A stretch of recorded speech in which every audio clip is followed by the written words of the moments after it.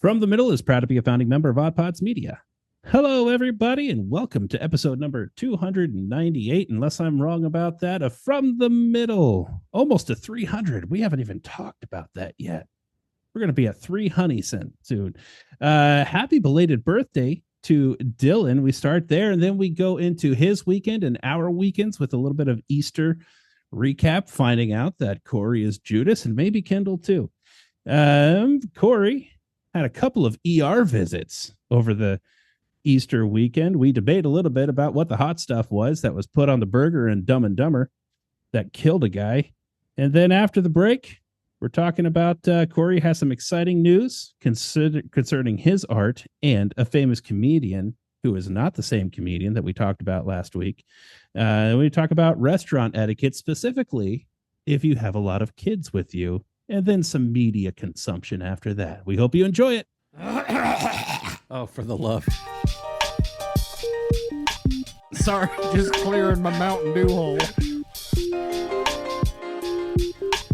I got my phone hole cleaned today. That's where you keep it? You're so cerebral and you're so developed and evolved.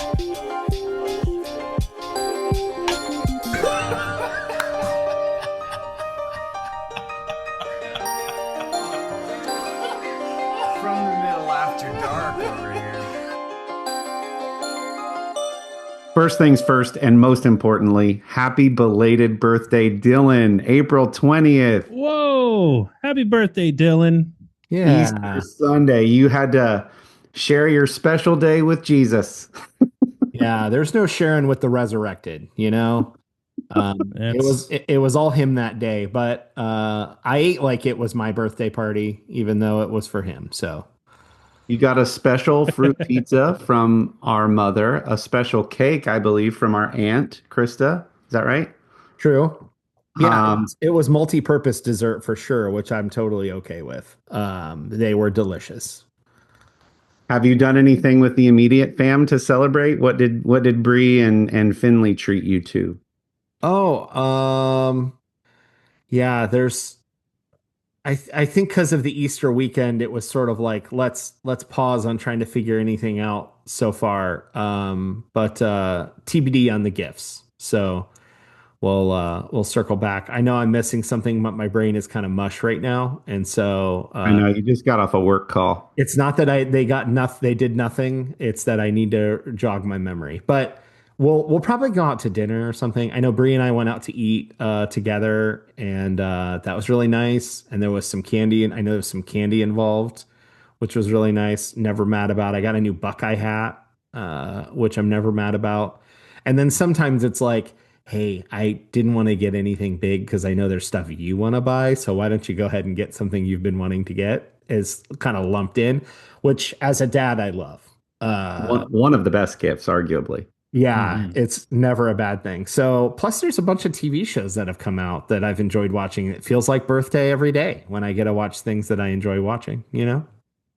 Well, call to action, Middlers, in the comments below or on YouTube or on Instagram or wherever you're listening and watching. Tell us why you love Dillon and wish him a happy 31st birthday. Oh, you can say it. I don't remember what it is, so you should probably say it. 38. You're 38. 38. That's How about right. that? Yeah, not quite as old as you guys. So, Almost. almost getting there. Kendall, how Caught was up- your you Easter caught up a weekend? little I know bit. it's busy. I know it's busy for a worship leader. Dude, yeah. It is busy for a worship leader. It was good. It really, really was.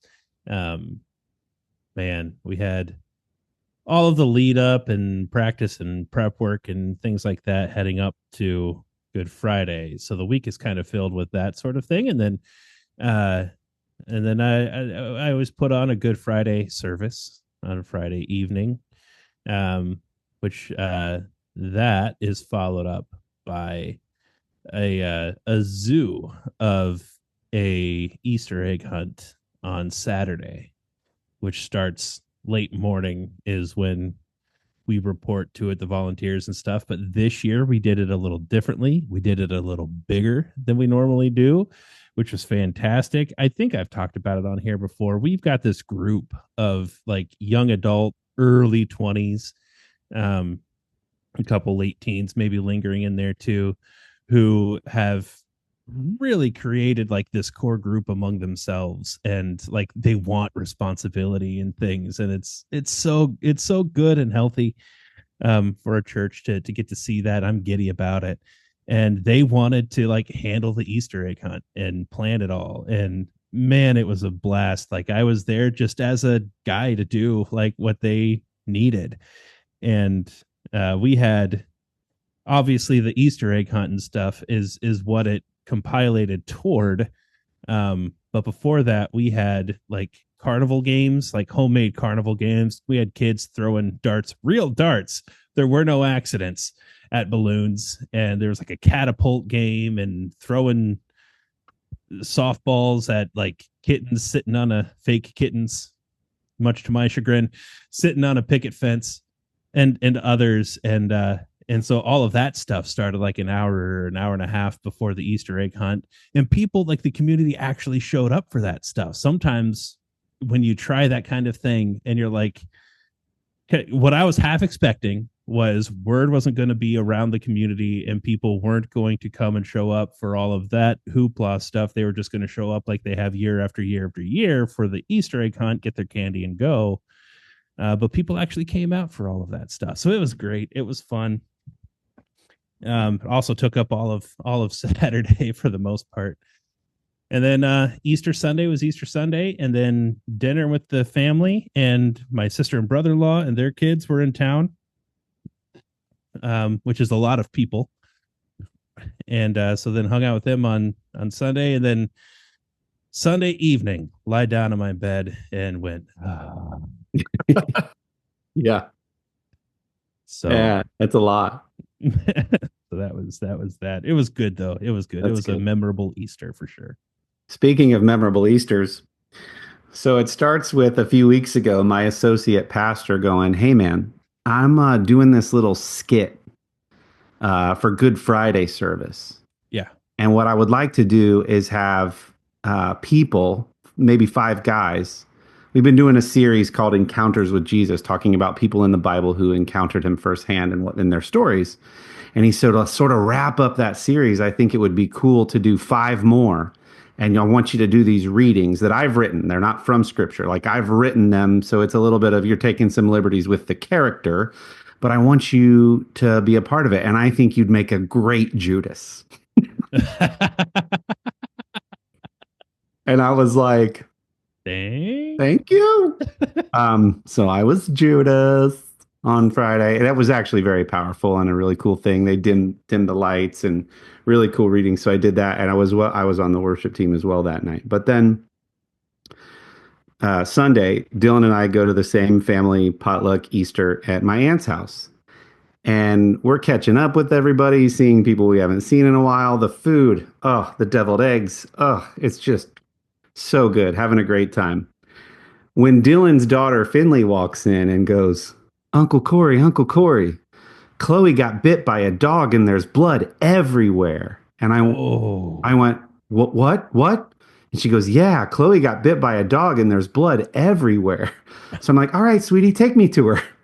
So she gets me as far as the garage and goes, "Yeah, there's so much blood." And I'm like, "All right, sweetie, but where is she?"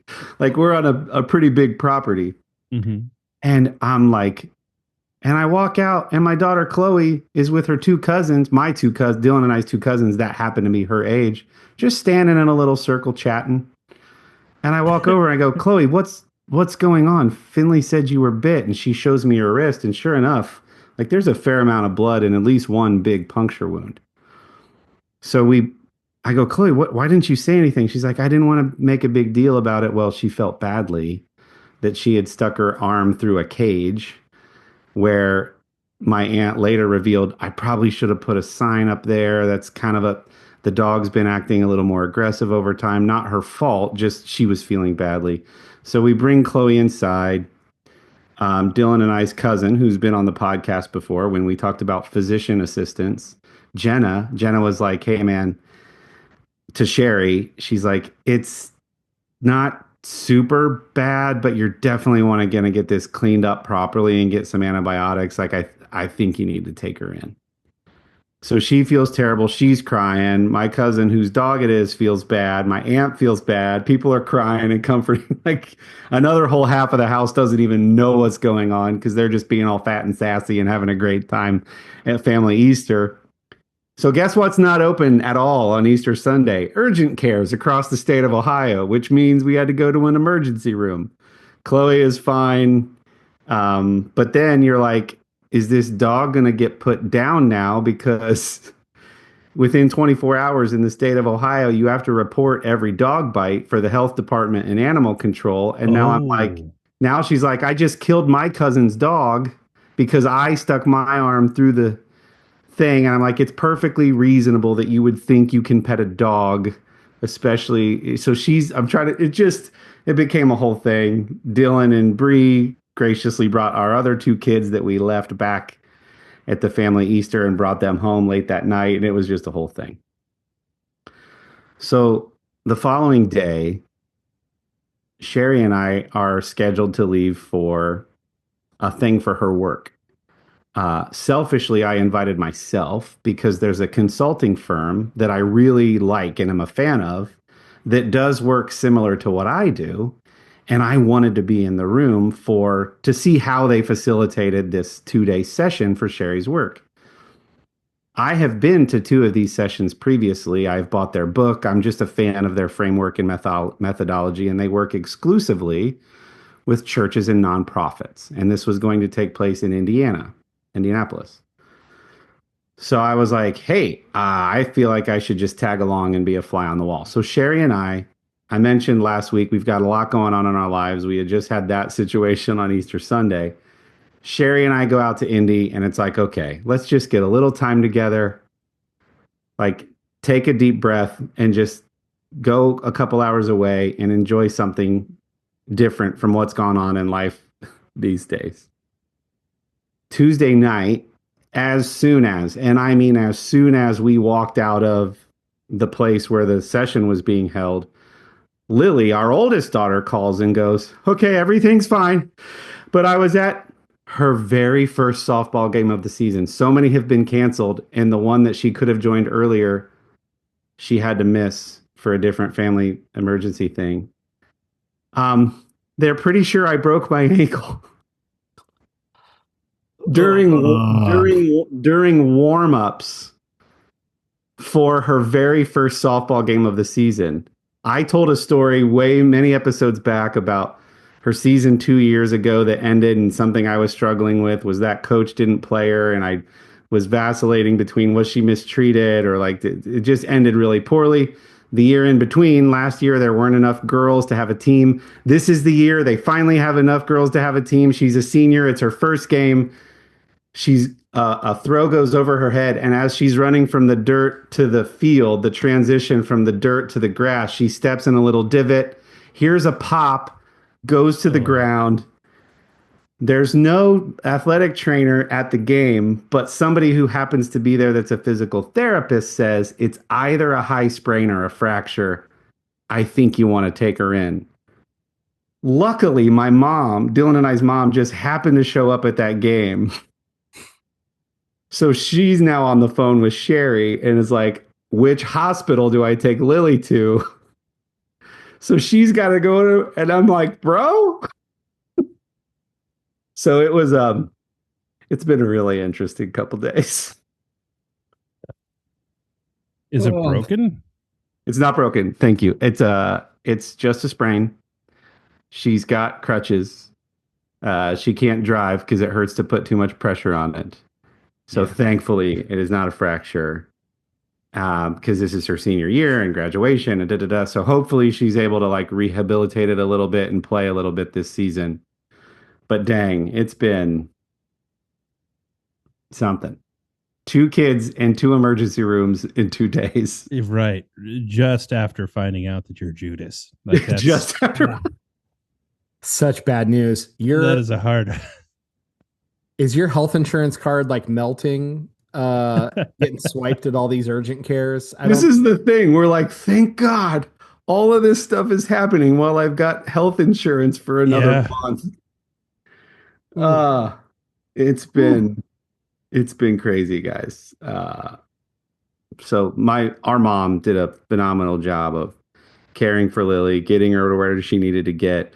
She ended up just staying at our place that night because by the time they got discharged from the ER, it was so late, and my mom would have had a 2 hour drive back home. So we just said, just stay.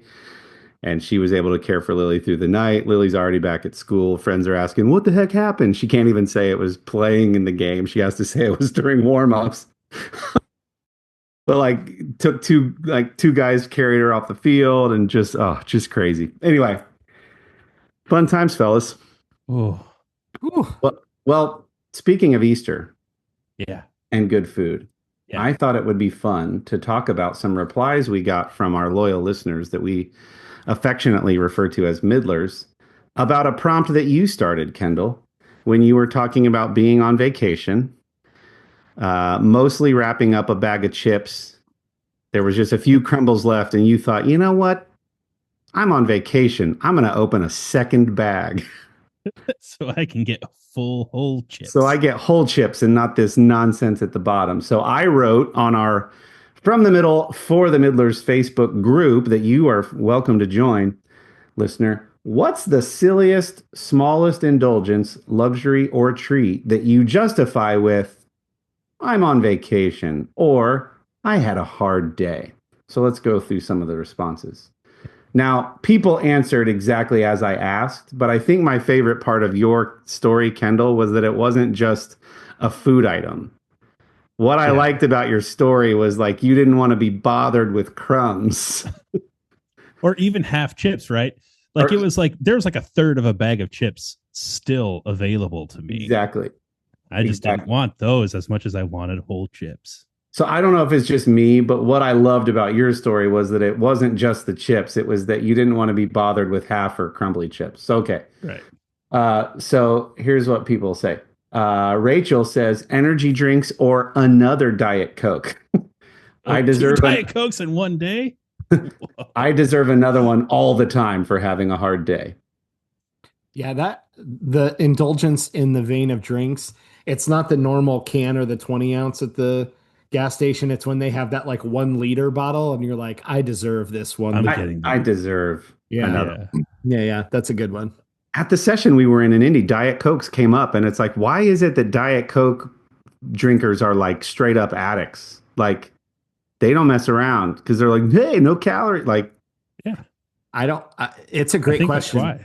I think that's why, because it's, I mean, relatively speaking, it's a guilt-free thing that you can treat yourself to, right? So I think Coke is already the bigger distributor, so it's like the diet version of the most popular soda probably in the world, and it's been around in the same recipe for a long time.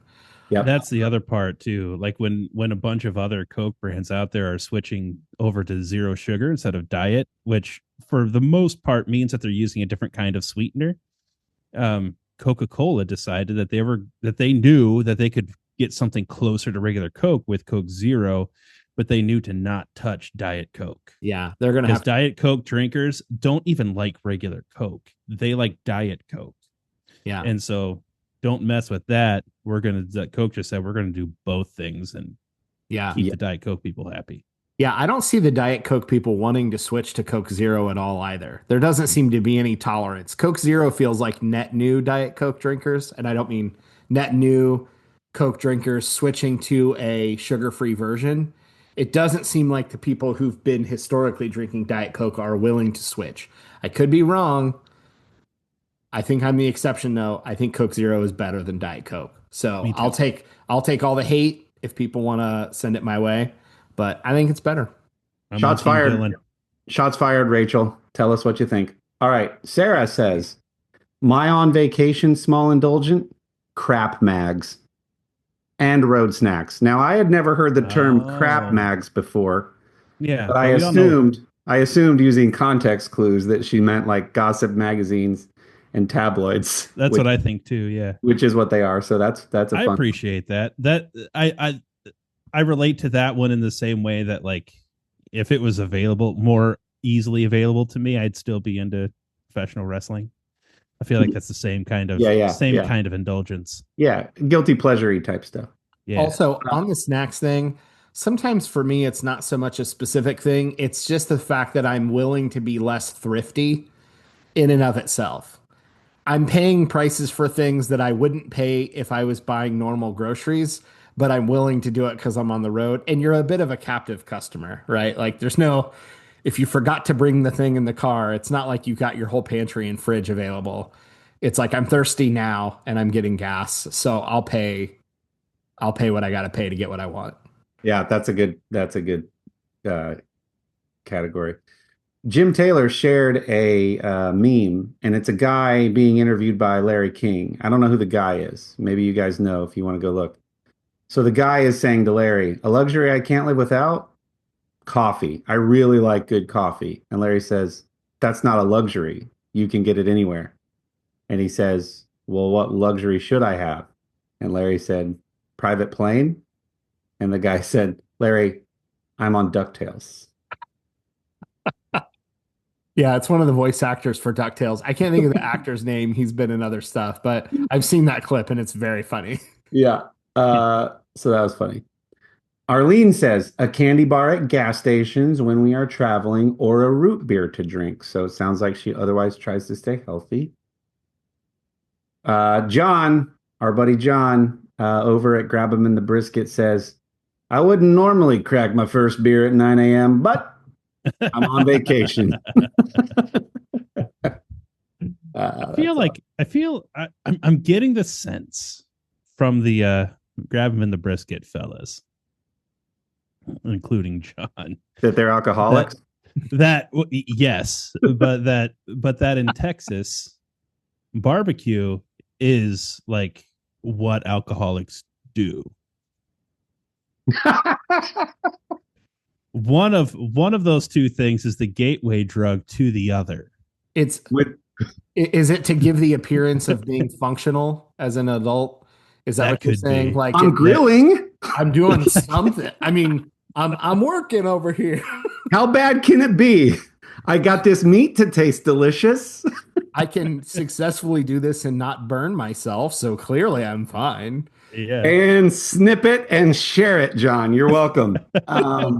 You can't stoke a fire without a beer in your hand. That's just the way it goes. Yeah. It's like what's the very first step to any home repair project? Crack open the first beer. That's step one. Yeah. That's really funny. We love you guys.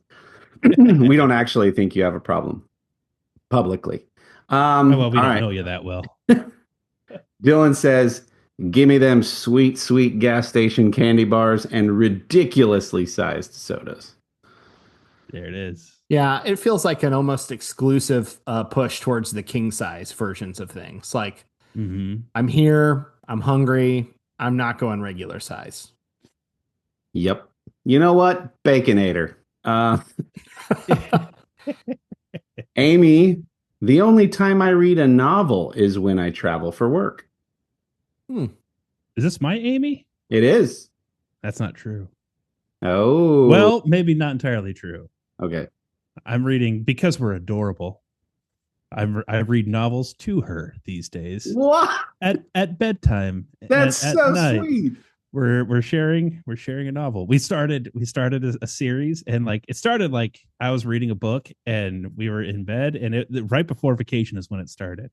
And then I was like, hey, do you want me to just like read out loud? She's like, sure. And she fell asleep to it. And so then that book, which was the first book of a whole series, like I was also reading on my own, and then like we wanted to do this like most nights, and so then like I would like catch her up on what I had read during the day and things like that, and now it got to the point where it's like I don't read that book on my own. I have a second book that I'm reading on my own, and then that series, we're now on the third one, I read to her at night. So that's That is very, very cute. I just imagined Amy listening and you at first saying, that's not true, and her yelling, Judas, at the speaker, and not in the Judas voice Kory used. But it's basically true. She is getting a free audio book. Yeah. So Snopes would give it a mostly true novel on the meter. Yes. If you're on Snopes. Okay. Right. All right. Yeah. And wrapping it up, our boy Simon down there in Kentucky says, traveling beef jerky, candy cigs, hot tamales, or those big pickles in a bag. Candy cigs, Ooh, tamales. the pickles. Are hot tamales what? It's like a Mike and Ike, but Is that in Dumb and cinnamon. Dumber? What they put the candy they put on the burger? Is that hot tamales? No, well, maybe I don't remember. I thought it was just hot sauce that they put on the Yeah, burger. it's just hot sauce, right? I thought it was a candy. I thought it was hot sauce. No, he puts a pill. He puts an X-Lax on there. I'm gonna Google it while you're still discussing. Okay. Well, I mean, 1, 2, 3, 4. 4 of these are gas stations and being on the road. There weren't a lot of like, I'm at the resorts or at the place or at the destination. I'm gonna treat myself to a cocktail by the pool. That's interesting. People went right to. I feel like 20s and early 30s, like a very high percentage of my diet was from gas stations. So I wonder, could you say, okay, let's imagine a person drives by a Buc-ee's every day on their work commute. They're not going to stop, but on vacation, that same Buc-ee's that they drive by every day, they'll be like, I'm going to pull in for a cinnamon roll. Yeah. A beaver tail. I love that. I love that people on vacation are like, gas station. So I'm getting, people are referring to it as, and this might be wrong, as spicy pepper candy. Oh. And so it might be something like the Fireball candy or something like that, but I wouldn't think that would be like spicy enough. That might not be it. So fireballs, atomic fireballs. Yeah, they're calling it atomic peppers. And so I'm wondering if that's like a kind of candy. I don't know. It looked like I remembered it. I think there are some places that I've seen before in diners that have like peppers in a jar on the table next to the ketchup and mustard. Could just be straight up. I wonder if it was that. Yeah, I'm gonna have to like go back and watch the clip now sometime. It's like spicy pickled peppers. Yeah, interesting. Wonder if that was it. It could just be straight up peppers. I could be misremembering from my youth. Anyways. Well, this feels like a great spot to take a quick break and hear some words from some of our dear friends in the Hot Pods. I was reading in the movie Dumb and Dumber, Lloyd and Harry trick mental by putting atomic peppers on his burger. I think, anyway, we'll hear some words from them and then we'll come back and talk more about that. Bye.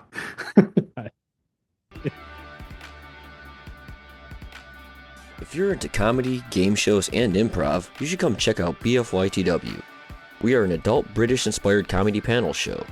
New episodes release every Thursday through your favorite podcast player or bfytwpod.com.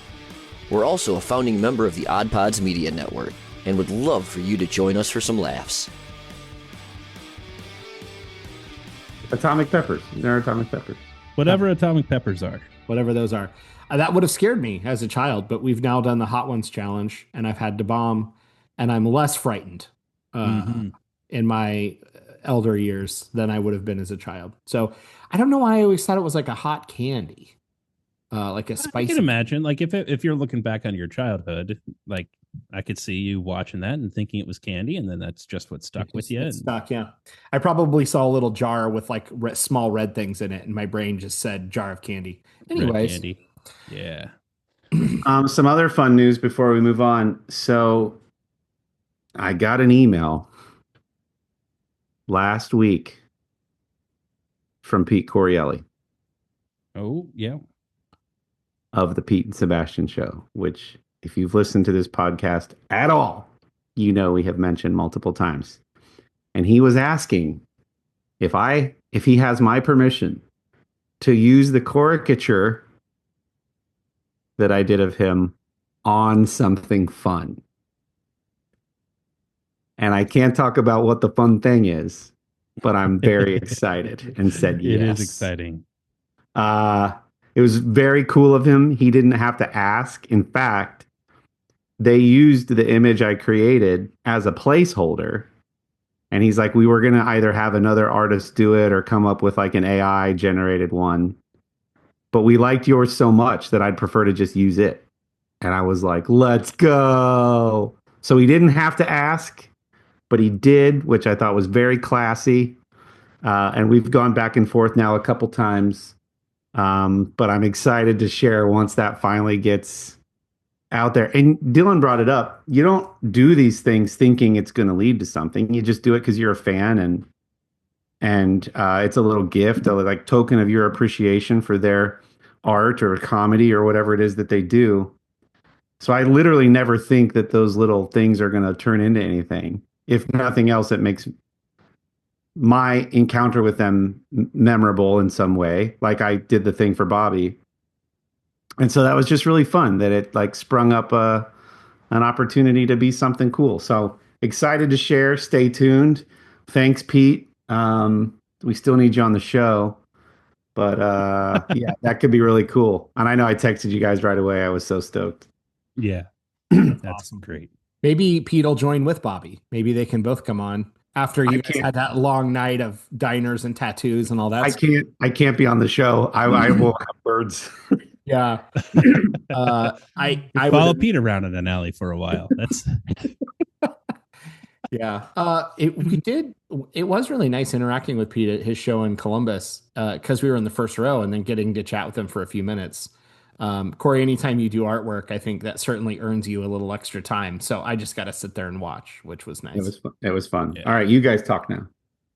okay. So I've got a little bit of a question that popped up. So I'd mentioned over the past week, my sister and brother-in-law from the South Carolina, they're a military family, and they have 6 children, and which is not a small number of children to begin with. But then when you realize the fact that the oldest of them is younger than my 10-year-old, that the more you think about that, Yeah, that's a lot. the scarier that sounds, right? Oof. And but they're great. They're a wonderful family. Love them. Love their kids. They're a lot of fun to have around. We were also with them on our Myrtle Beach trip a few weeks ago, and one thing that has come up now is going out to dinner with their family is an experience that I don't know how many people have had. If you think about that ratio with our 3 kids, that is 9 kids, 10 and under. So 9 kids menu aged kids, 4 adults is the situation there. And a couple of them are like really small and need like that kind of attention as well. While you've got others who are like just old enough to get in trouble at the same time, but yet they're seen as the older ones. And then the oldest ones aren't yet to the age where they can be considered like reliable babysitters. Right. And so that's the scenario. And they're pros at this. They don't go out to eat a ton on their own, that family. But sometimes they do. And when they go on vacation, they do once a day, I believe, is kind of their rule. And so we've now have been out to dinner with them a handful of times. We went out to dinner with them at an Olive Garden here in Gahanna while they were in town. And it's always every time we go to a restaurant, it's a little bit of a different kind of experience as far as like who's sitting where. We try to like get kids to one side, adults over here. And then like what we have learned is that it's easier for us to communicate to servers if we say, hey, just come talk to us. We'll go talk to our kids, find out what they want. And then like Amy and I are going to order for the 5 of us. You don't have to worry about which kid is ours. Right. And so we kind of do it that way. But then also at the Olive Garden, Amy and my sister Summer, like they were sitting sort of on the outside. It's one of the on the so Chris and I and like a bunch of kids were sitting in like a booth that's along a wall. So it's one of those situations, and there's chairs on the other side of the table. They were sitting in chairs on the outside. And so it was easy for them. Like when the server showed up with drinks, like they popped up and were just grabbing drinks off of our tray and distributing them. When Same with the food. You don't have to remember same with which the kid food. ordered it. We'll take care of that. Just that was the first time that I had that experience, and I didn't know what to think at first about that. I thought to myself, there's a question here, because then when the food comes, like, we're going to pop up, we're just going to start grabbing stuff, and we insist we're going to do this and help you with it. For those who have been in the restaurant industry, I am sure that in that particular situation, you would have appreciated that situation, having the proactive parents who were doing that.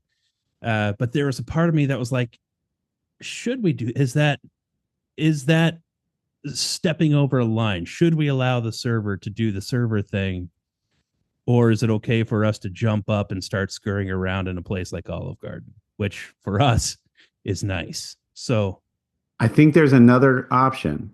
Yeah. Which is what I've seen recently. And it was more because we just had a big party, not because it was a lot of kids. And interestingly, the person that did what I'm about to say has worked in the restaurant industry. When the server came over, this person didn't pop up.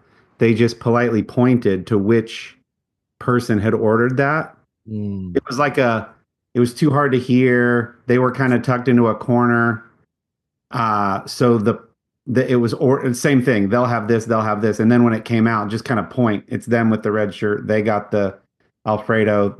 So there's a third option, right, which is, because I kind of don't, I'm with you. I don't like popping up and doing it. That feels like it's worthy of a question. Am I crossing a line, or is it appreciated?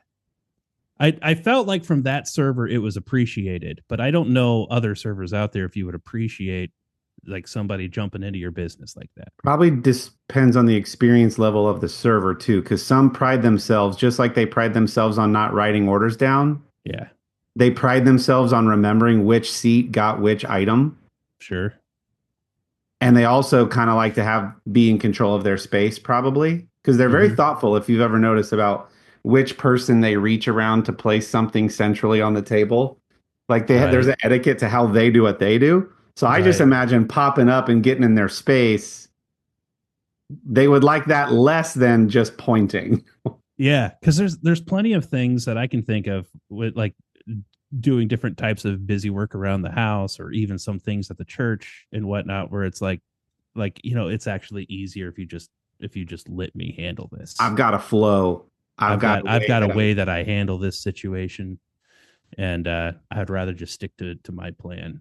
Maybe that's it. Maybe you just ask, hey, to make this, wouldn't it be easier for you if we just handed the plates, or what do you want us to point? Like, what in hindsight? But Dillon, what are your thoughts? This is interesting. Good question, Kendall. Well, it's a great question, because clearly Olive Garden is Midwest fancy. And so we want to think about these things and dissect them. I feel like napkins. Yeah, cloth napkins go a long way. I feel like money, it's the money doesn't buy happiness, but it helps. And if you tip well, it probably doesn't matter how you handle it, because they're going to be happy with you. But I kind of like the pointing suggested. I think it was the right move to order for the kids. There's something to be said for, like, we have one daughter. She's at an age where we're expecting her to start communicating with the server and ordering her own thing. That's kind of out the window when there's 9 children. So smart move. I don't think you're worrying about letting them place their own orders. I kind of like the pointing thing. Hey, we'll place all the orders. When you bring it out, we'll point out who it goes to make your job a little easier. Otherwise, they're standing there going, chicken fingers and French fries, and 7 kids shoot up that, like, they all order chicken finger and French fries. So I like that. I don't think that jumping up to help is a bad thing. I definitely want a server to weigh in, but I think they kind of did with Kory's example of how to handle it. But the reason I say the tipping thing is I feel like restaurants kind of have to balance the cost of the kids menu more than they do the adult menu, because kids are going to just eat less. They can't charge $15 for a kid's meal in this part of the country. It's got to be $6, $7, or, keep it pretty low cost. Parents often order water for the kids. The thing that I think about that first came to mind was, if you've got 4 adults eating at whatever average price per entree, and 9 kids eating at $6, $7 per average, all drinking waters, not getting desserts, not ordering drinks. I feel like the servers just have to be thinking this is a lot of work, not for your family specifically, just in general. I'm sure you are all polite and very clean. But in general, the mess that kids could theoretically make for how little money is going to show up on the bill probably feels like a ton of work. So it feels more important that the tip is really good if the server's good for the lower cost of the bill for the number of people, then it probably matters how exactly you engage the server in that situation with the food. And to your point, Kendall, when you were teeing up the question, I thought you were going to say, because there's a Chinese restaurant, Chinese buffet that we frequent.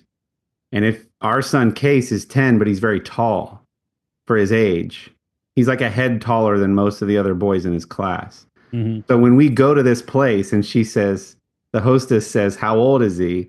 And we say 10, she looks at us like bullcrap. Mhm. And I'm just imagining you walk in with 9 kids under 10 to Yeah. that place, like the look she would give you guys, like, you're going to eat so much food for free. Yeah. Man, Yeah. I've thought about that too, because we've got 2 of our 3 kids look well older than they actually are, and one of them is the 10-year-old, and I just keep waiting for that side eye when we have him order off the kids menu. And Yeah, I saw a reel of the spirit of the reel was look at the way we as a family go out to eat and save money. But what happened in the reel was, I'm going to guess, family of 5 or 6. They basically order 2 entrees and split it among 6 people. They ask for lots of free rolls or bread because it was a place that had it. They all get waters.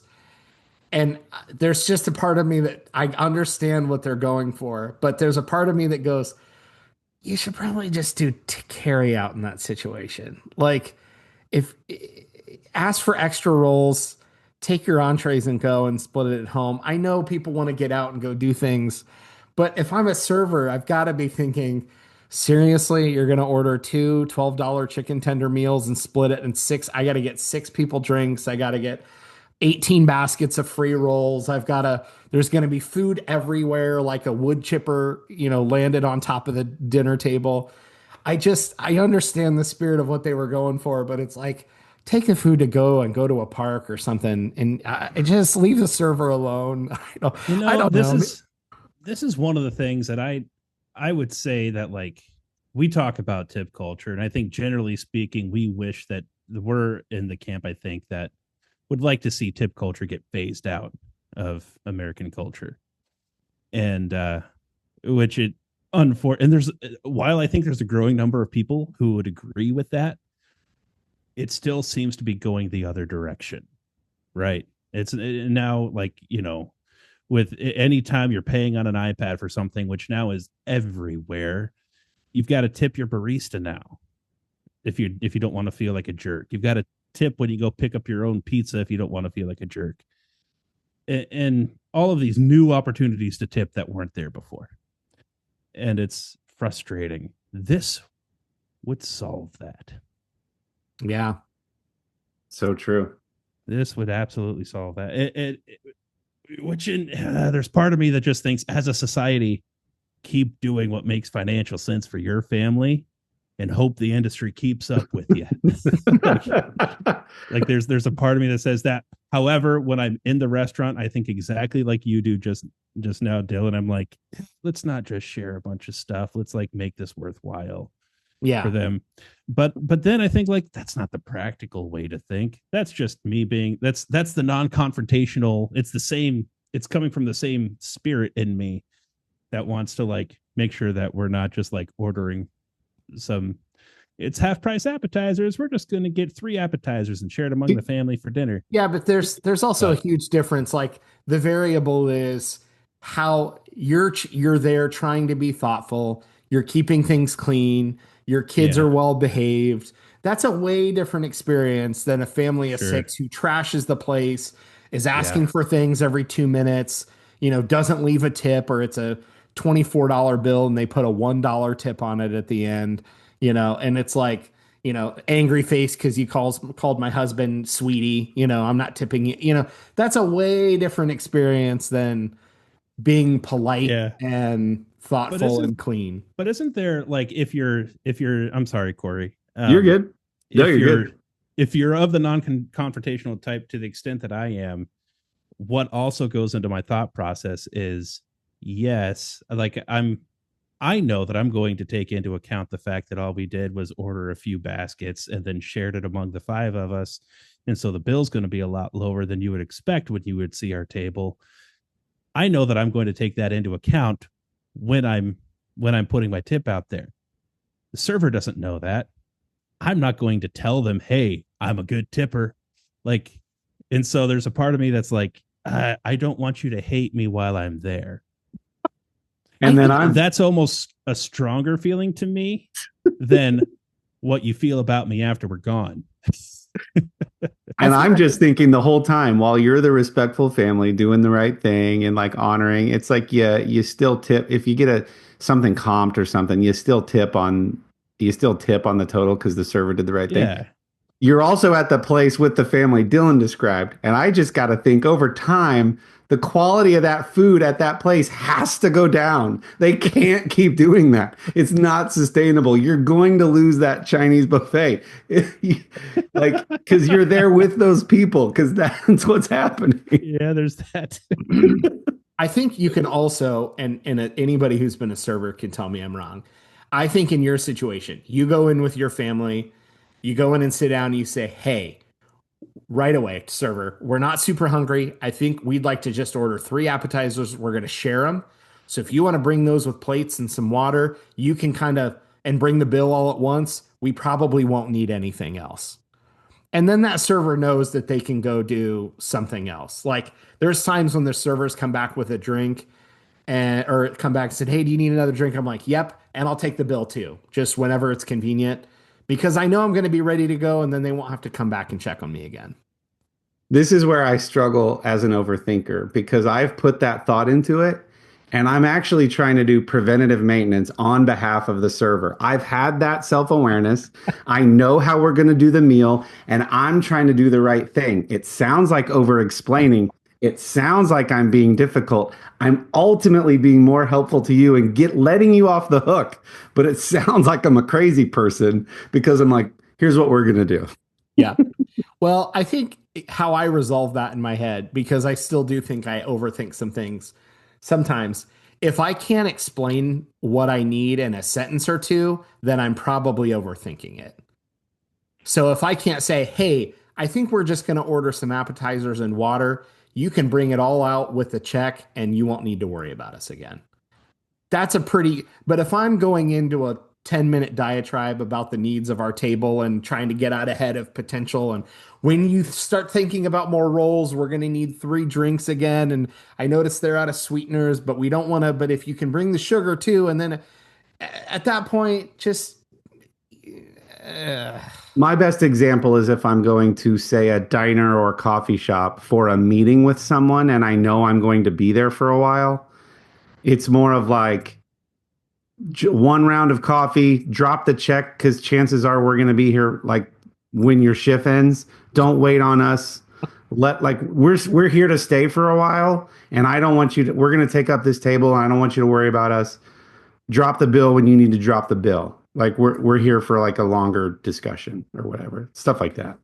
yeah, That's my version of that. That's so funny. we'll take 2 coffees, the bill, and FYI, we'll probably sit for a while. You don't need to check on us. No pressure. All good over here. 1 sentence. You're good to go. Yeah. Yeah. It's so funny. Sorry, Amy. I just said no pressure. Judas. What are you guys watching? What's streaming out there? Anything good? What should I watch? What should I avoid?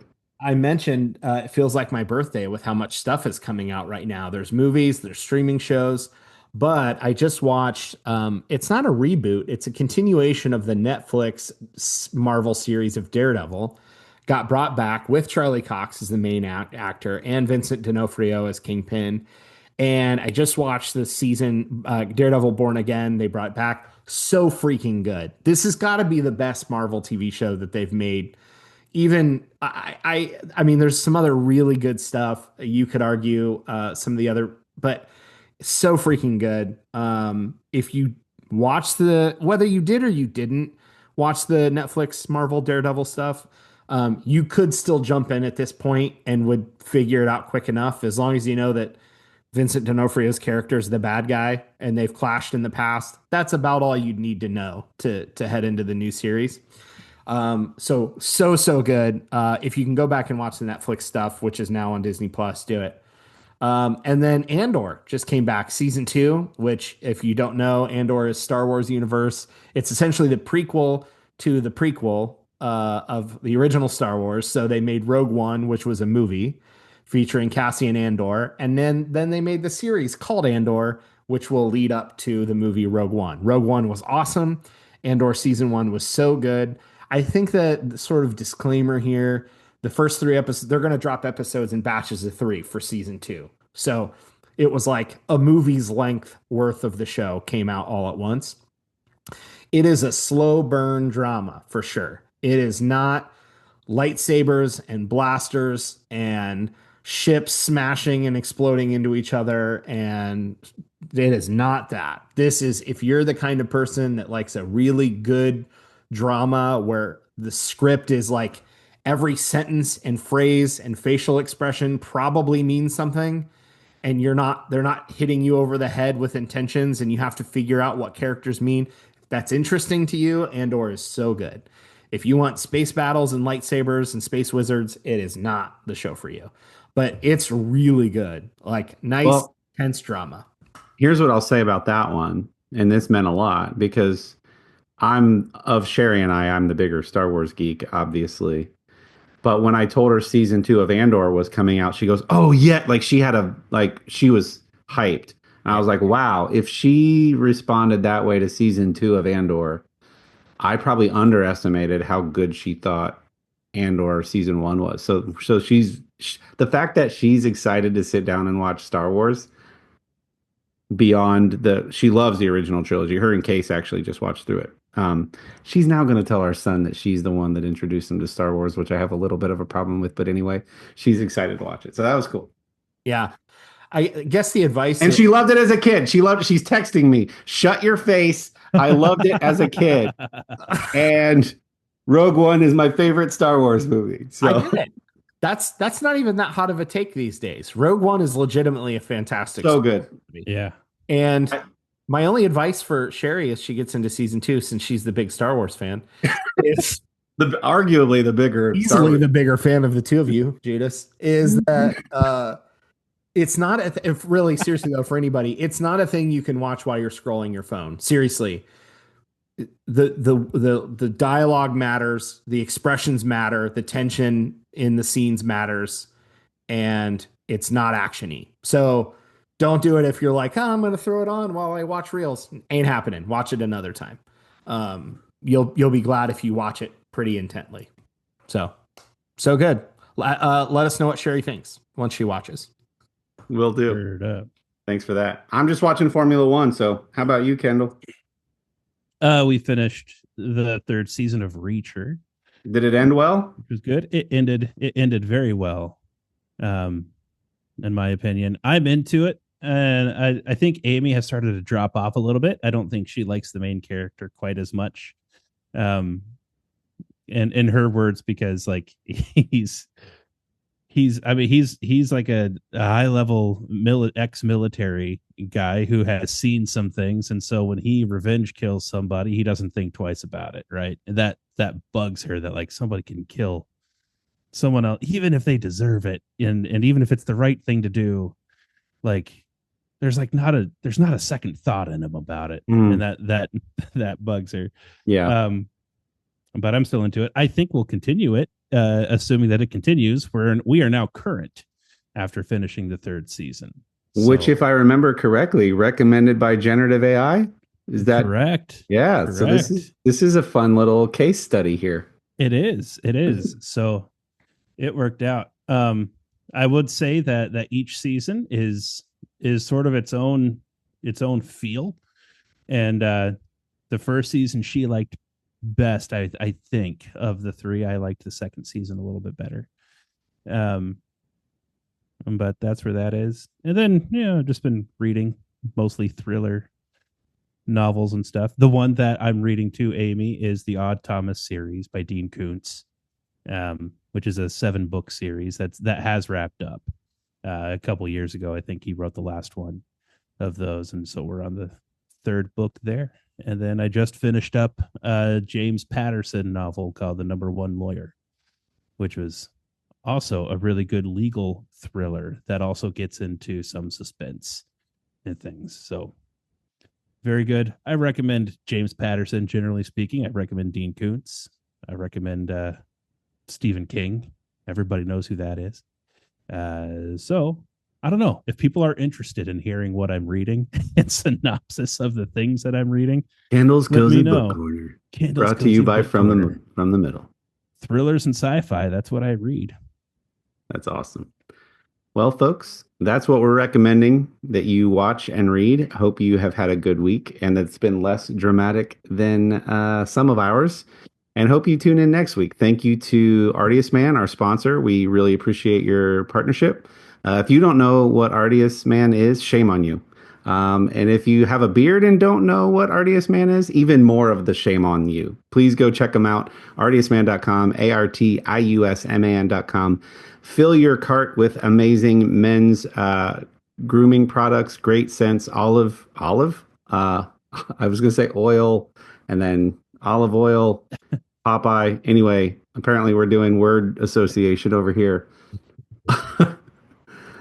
You guys talk. It's good stuff for your beard. Check it out. Use promo code The Middle at checkout. That's all one word, all caps, The Middle, in the promo code box at checkout to get 25% off your first order.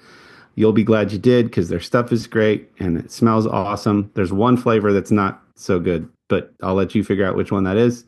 All the others are great. Check them out. We appreciate you, Artius Man. Have a great week. Thanks for tuning in, everybody. Bye. Bye.